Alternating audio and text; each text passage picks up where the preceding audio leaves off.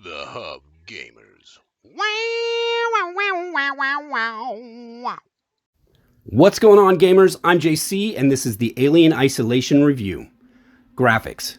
The pit is completely enclosed and it's full of leathery objects like eggs or something. Alien Isolation was released in 2014, and I still regard it as one of the best Alien games ever made. It was made with Creative Assembly's Cathode engine, which is owned by Sega. I think the great thing about the game's visuals is how they really match the look and feel of the 1979 Alien movie. Playing in the environments and locations on the Sevastopol station, interacting with character models and even the alien feels like a continuation of that amazing Ridley Scott film. The lighting works especially well in scenes where the shutters open or artificial light from a flashlight illuminates an area. Both the PS5 and Xbox Series X run at 60 frames per second, and for mobile phone ports, most of the newer phones can run it at 60 frames per second too. As always for PC, it's going to depend on what's under the hood. Controls. Walk quietly. You'll wake the baby. Xenomorph. Alien Isolation has some basic controls, but for this game, I think that they serve you very well.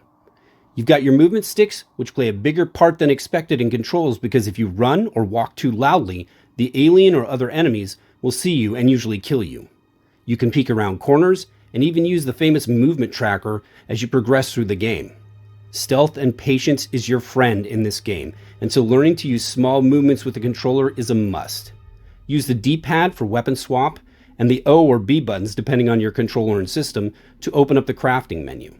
A special note, if you're playing on a PS4 or PS5 and have a PlayStation camera hooked up, you can use a neat little control called noise detection, where the game will listen and enemies will find you based off of the noise you make. I haven't used it though because I have too much noise in my play area. Crafting.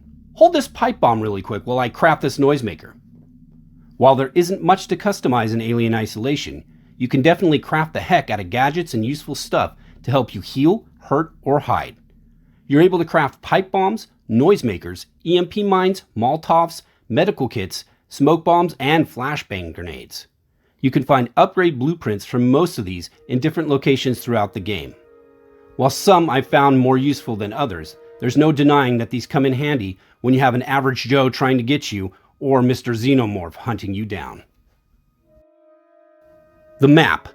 Let's blow this thing out of the airlock. Wait, where's the airlock? I think the map in Alien Isolation is a little unique. By default, as you explore, your map will be filled in, but there are actual maps you can find around the environment that will provide a full reveal of the area without having to explore it.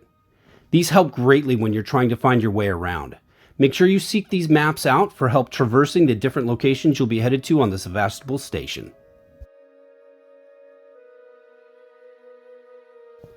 Story. This is Ripley, last survivor of the Nostromo, signing off. I really feel like the story in Alien Isolation is a genuine sequel to the first Alien movie.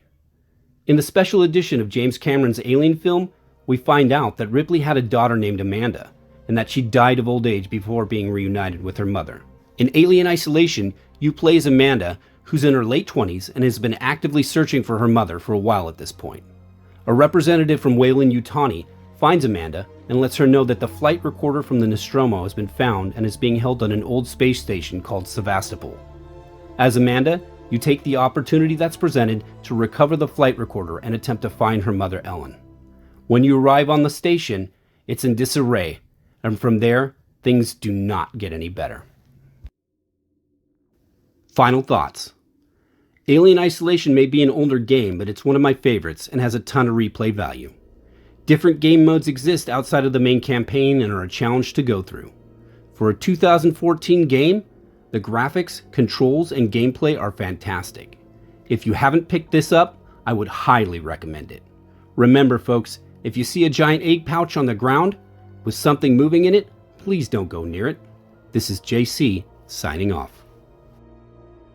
In space, no one can hear you scream, except for your spouse when you're playing this game at 12 o'clock at night, and you get freaked out because an average Joe grabs you when you're not expecting it.